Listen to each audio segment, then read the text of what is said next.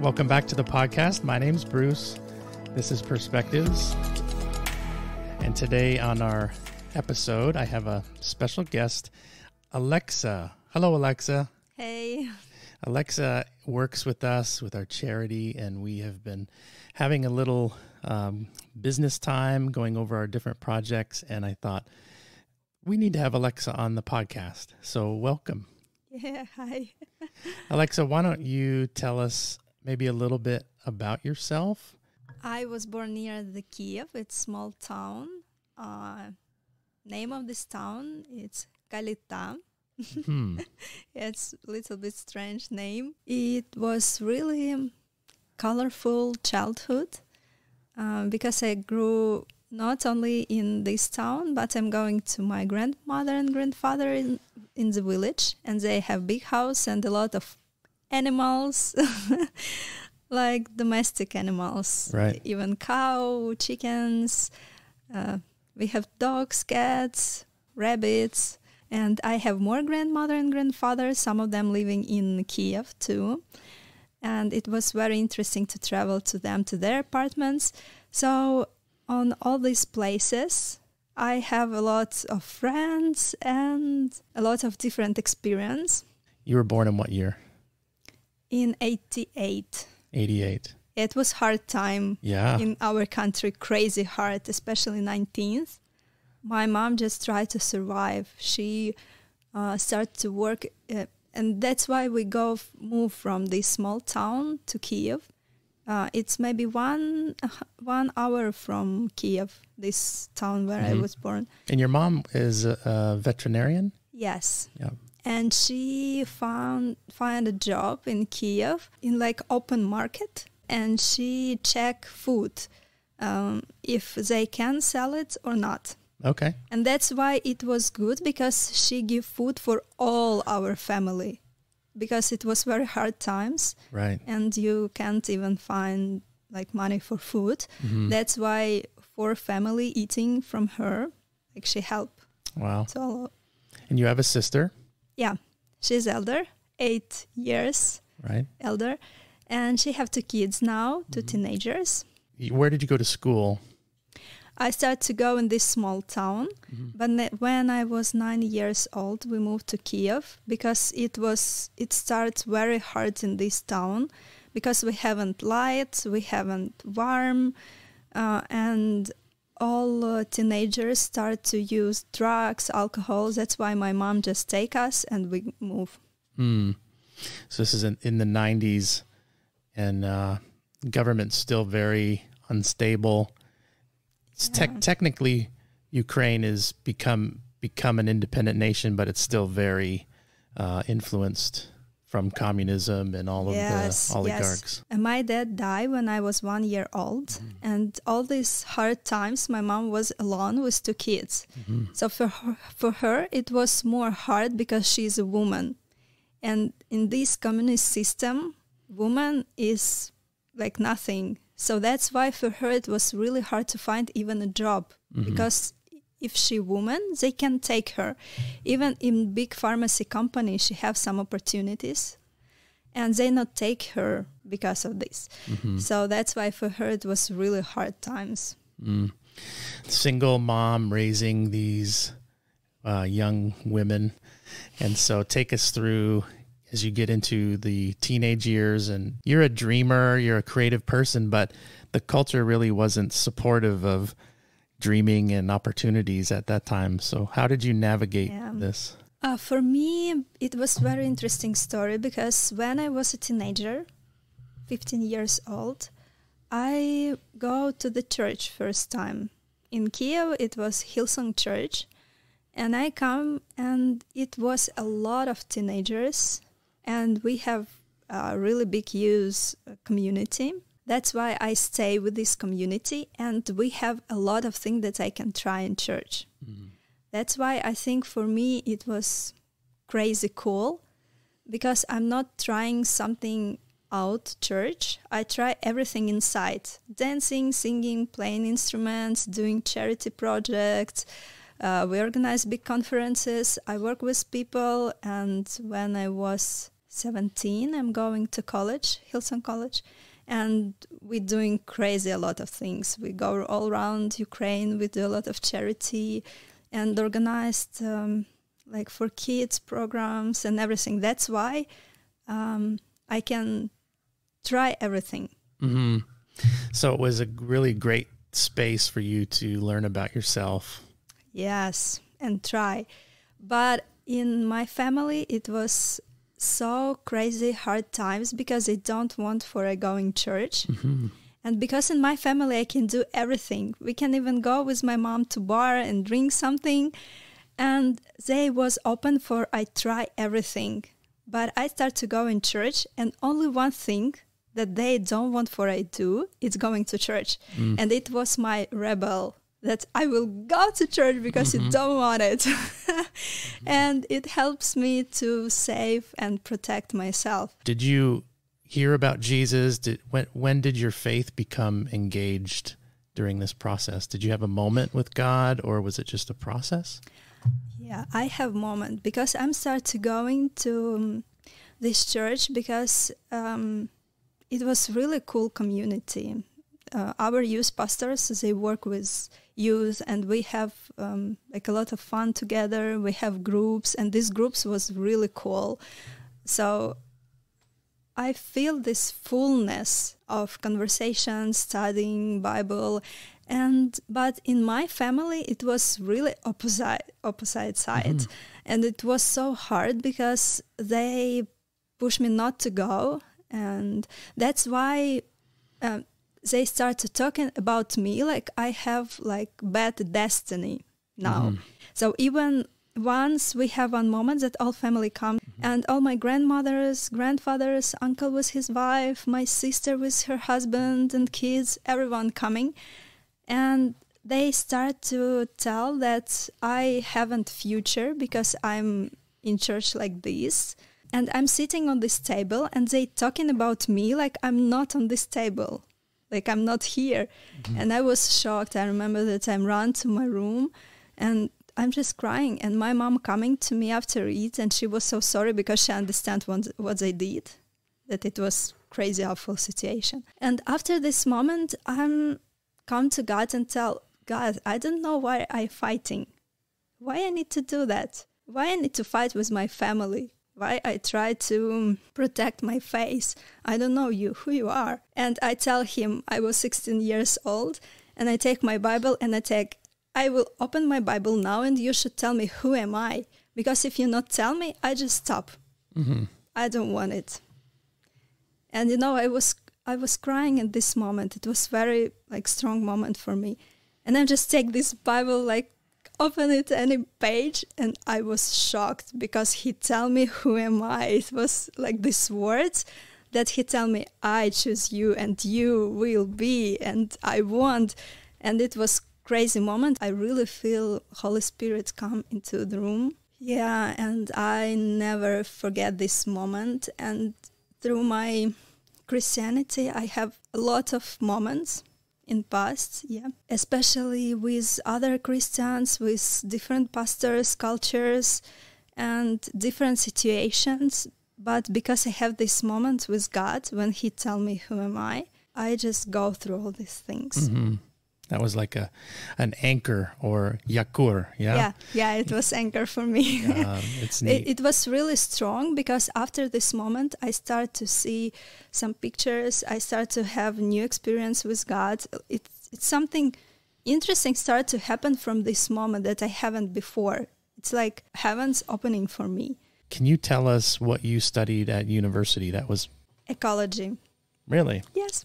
Yeah, because I really want to study in this university. It's Kyiv Mohila Academy. It's the best place in our country because you can talk with teachers, you can drink tea with them, you can have some trips with them. They are very open. And how many years in university was that? I was studying 4 years. I stopped. I take my diploma and that's all because I understand that if I want to grow in this profession, I should go out the country. And to this moment, I start to read a lot of books about business and trying some jobs. And I understand that if I want to have money, I need to find something else or create my own business. Mm-hmm. So into your 20s, we're still involved in a lot of projects. You got involved in charity projects as well with team from Hillsong. But did you started to do some of your own ideas as well? Because I started to work with myself, I understand some psychology part because we have some education in Hillsong Church in this way.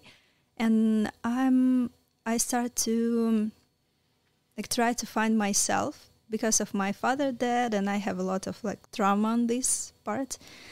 And I find more projects, like I'm going to prison for kids that are from 14 till 17 years old. 2 years we have projects, but it's from different church, from other church. Or I start to work with kids with cancer. We create a library and going to families. I organize team and we work with these kids. It was 2 years too. Yeah, so sometimes it's because I'm active. Mm-hmm. I find people from different churches and their projects and try something more, other things. Yeah, and Aleksa is a very gifted collaborator. So you're like a social butterfly who enjoys getting people engaged and excited about things. You're an Enneagram 7. We know that now. Yes. Those of you that follow the 7. So contagious in a good way. You eventually, let's fast forward to where we met. We saw a similar vision to impact culture outside of the church walls, where everybody is in Ukraine. So we spent a couple years. Why don't you tell us a little bit about that project? We're doing with you Razum Go. It's crowdfunding platform, and it was my big dream. When I do all these projects, I see a lot of creative people and people who want to do something, but they haven't money, resources. They don't know how to do something, and they not believe in themselves.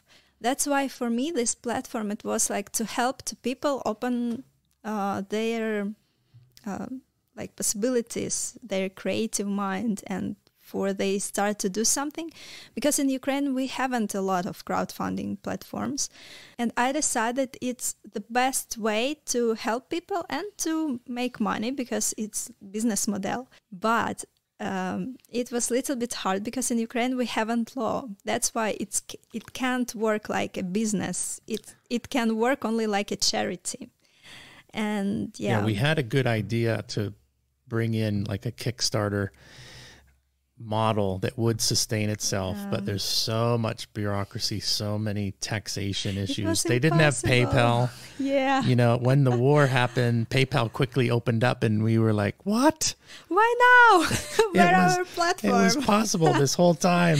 Yeah, so for me it was 3 years of fighting with banks that tell me, oh, we don't want to work with you because we can't understand what are you doing. What? It's international program, all countries have something like this. But it was really cool because we have very good team, and I started to teach people how to create their project, how to fundraise money for charity and business project. I started to study some international hubs and how they help to create projects.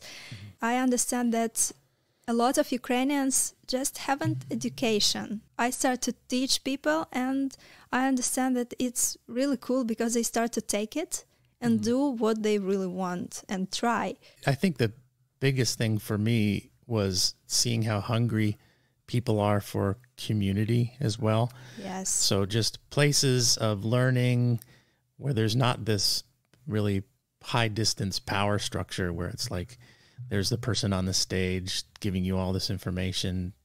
Slavic culture is very unhealthy with this idea of power and control. And so here's a young woman, Aleksa, who's holding space for some weekends or going to do education, working with other partners. We began together to see there really is a change, a mental model changing, and a heart opening up to try to create business, to write your book, to start that idea that you had Yeah, especially one thing that I tell to everyone, and I tell them that you should try. Even if, okay, you try and you lose this moment, or it will be not okay. So what? You have this experience. You know that you don't want this. But if you all your life will live with this thought that I can try something, but I'm not, it's really bad. You should try. Yeah, that failure is okay. And then you're going to learn something from it. Yeah, that's a new concept over here. Yes, that's why, I really like to do that. So in 2000, so COVID hit, and then that affected the ability to meet together, to do, everybody knows what happened during that 2-year period. But we decided to step back. It wasn't the right time for Razem. We did our best, but financially it was more of a charity project than it was a business. Let's go back to, last Christmas, New Year, and walk us through what you did during the invasion and where you ended up. I was involved in some education projects. I create my own course, and we created courses for other experts. It was really interesting experience because we take some money from investor, and we do this project 2 months. We closed it because war started, so we stopped this project in 2 months, and after 1 month, war started. It's so interesting because before war started, all my spheres in my life was destroyed. It's so strange because even I come to my friends and I tell them, what happened? I don't know. I lose friends. We stopped do this education project. I stopped my relationships with boyfriend. My church that we built 10 years was destroyed. And I just sitting on the kitchen with my best friends and think, what I should do with my life? I don't know. Everything broken. And it was broken maybe in 2 weeks. All the things happened with me. And it was like 1 week before war. When war started, I ran to Italy. I have so many feelings in that moment, everything. Because before war, I'm praying and I feel that God with me. And if something will happen, I feel that He hugged me and I'm in His hand. But when war started, I remember 2014 years. I'm going to Slavyansk. I was going in this place when war was in this part of Ukraine. And 2014. 2014, yeah. And I saw what was happened in this part of Ukraine. And we go with bus with bread and give to people bread. And this bread wasn't in packages. We just put bread in van and give to people by our hands, and it was even dirty hands, and we give this bread. When bread was finished and someone can't take this bread, 2 men start to fighting for bread. And when I saw this picture, I remember it was crazy, and I understand that I need to move because not so scary about war, process of war. It's crazy what happened after. All this destroying, all these people that are very nervous and in very bad mood, and even they can fighting for food. So that's why after all wars, it's depressions. And I understand that I'm not ready for something like this. A survival mode. Yeah, that's why I just take my bag, 1 bag with documents because we have charity, business, all this stuff. So 1 bag was with documents and 1 bag with my clothes, and we go. And we can't, I run in first day. We go to Chernivtsi. And when I sitting in underground. Yeah, in the subway, metro. Yeah, and when we come in subway and sitting, waiting for car, because car can't come to us. It was crazy what happened in town. Everyone want to go. And when I sit and I start to cry. But it's so funny. I start to cry because all my high heels stay in my apartment.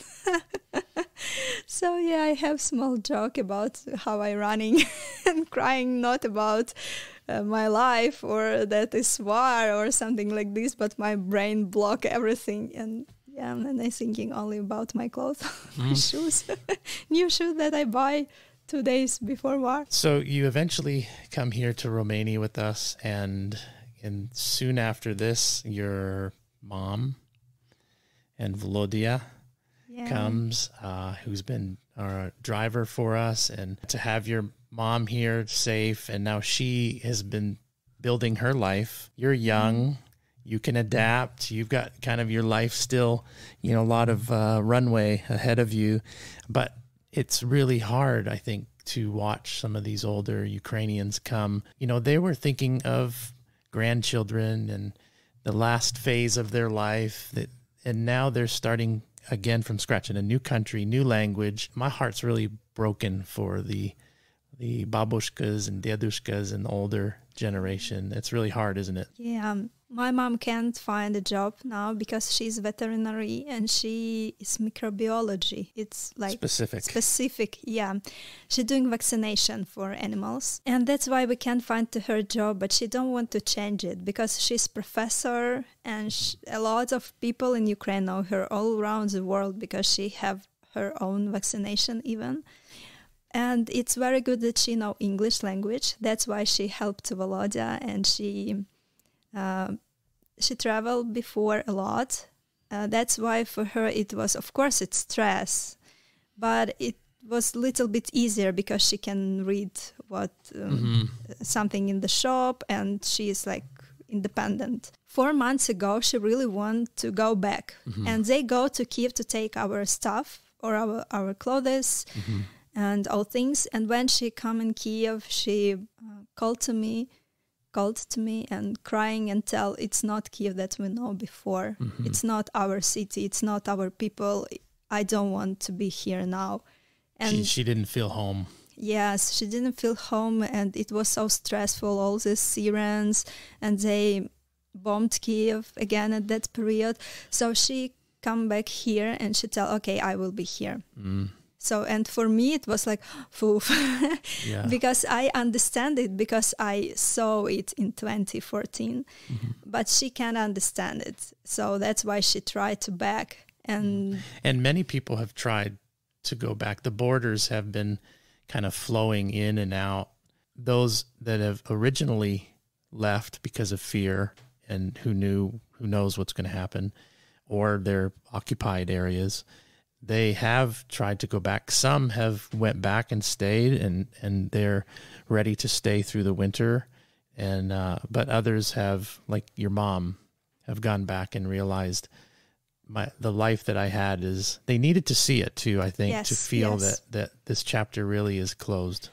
Most of my friends that not move, it's because they have husbands and kids. And they have not 3, but less. And their husbands can't move from country. And for them, it's really hard to go without, like, not full family. And you've been helping a lot of people. Aleksa helps manage the refugee house we have here. So there are moms and kids or soldiers' wives coming. And their hearts are so torn. I mean, do we stay in Ukraine where the danger and the risk is higher, but we're near our husbands? Or leave, and your heart's heavy every day, getting texts and... Yes, it's really hard.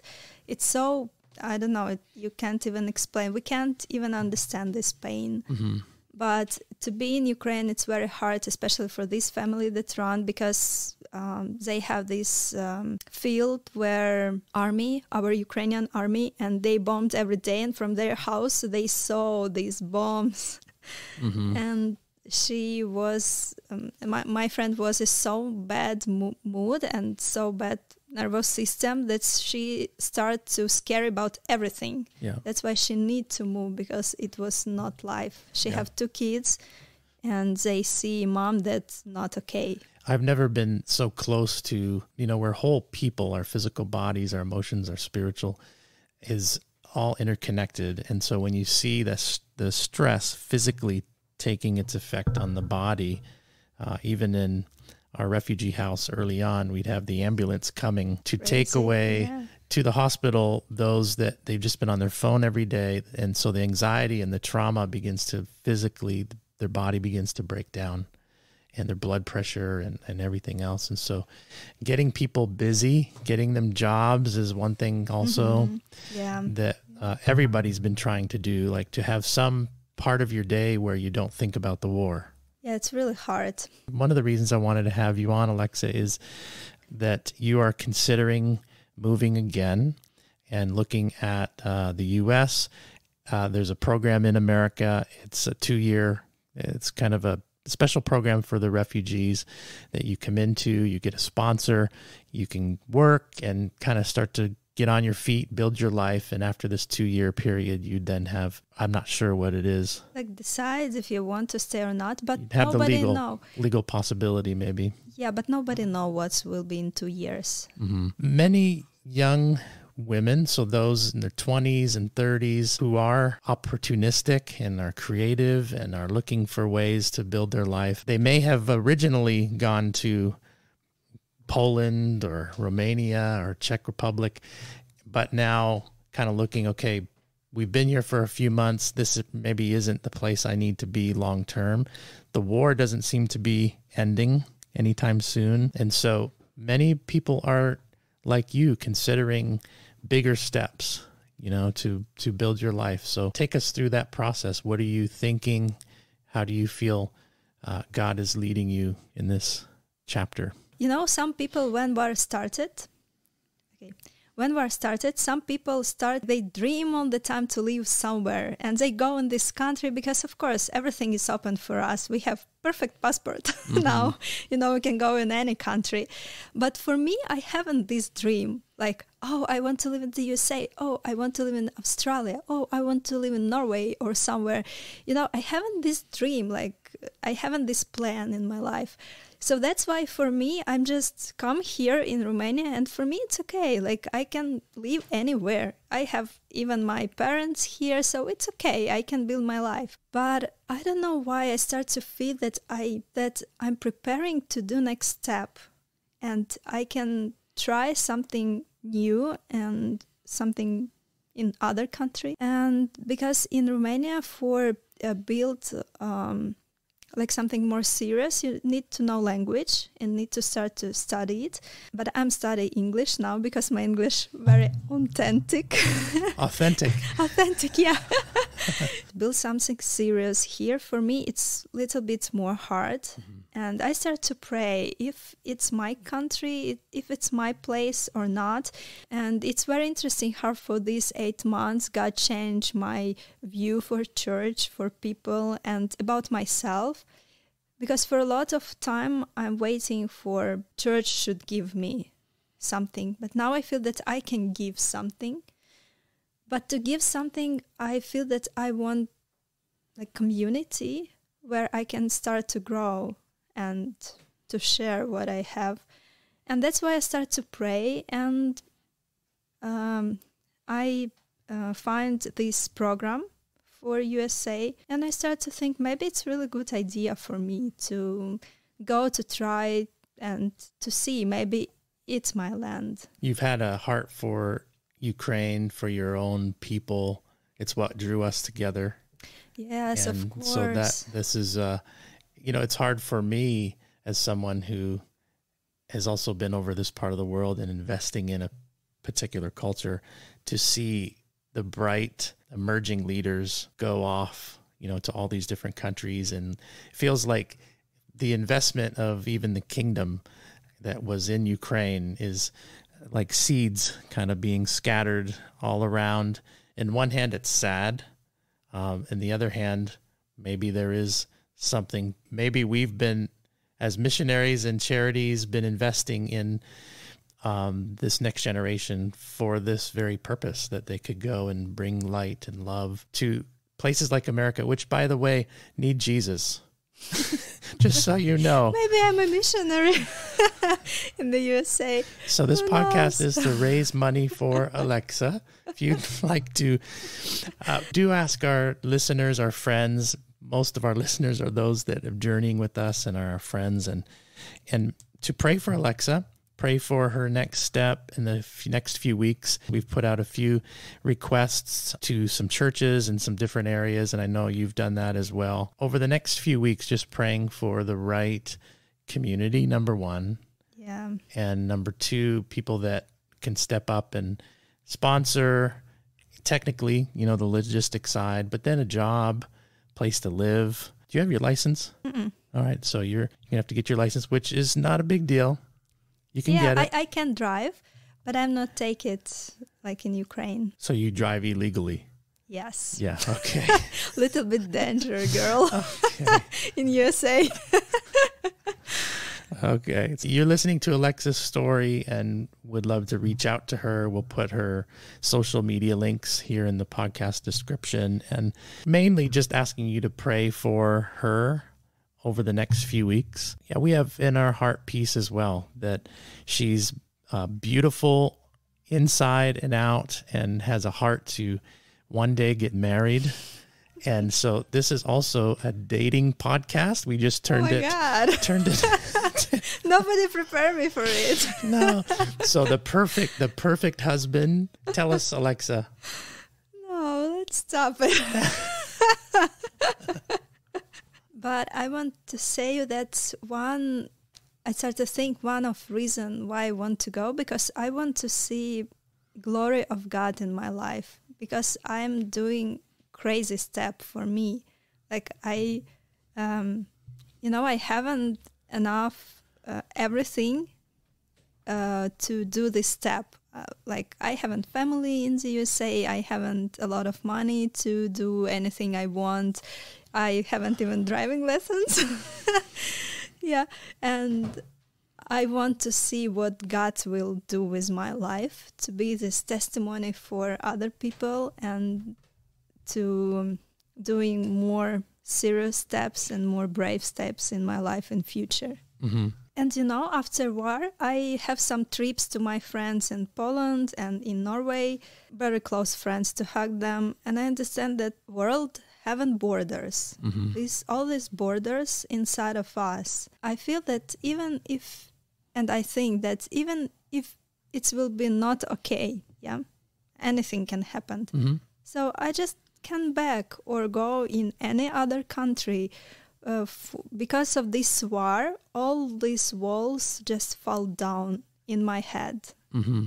Global faith, global Christianity, community. So, Aleksa, you are administratively very gifted, very self-motivated. You love people. So I have no doubt that wherever God places you, you're going to flourish. And relationships, of course, they're never easy. No matter where we go, they're going to continue to form us and challenge us. But she's been a huge blessing the last few months in our charity. If you've watched the different videos from our widows ministry to the different projects that we've been trying to keep up with refugees and all of the chaos from the war, it was way more than I could handle. And so we're hoping maybe you can continue that in some way. You've been a big blessing. But thank you so much for listening. And Aleksa, you want to say goodbye to our audience? Yeah, bye everyone. Thanks for listening. We'll see you again soon.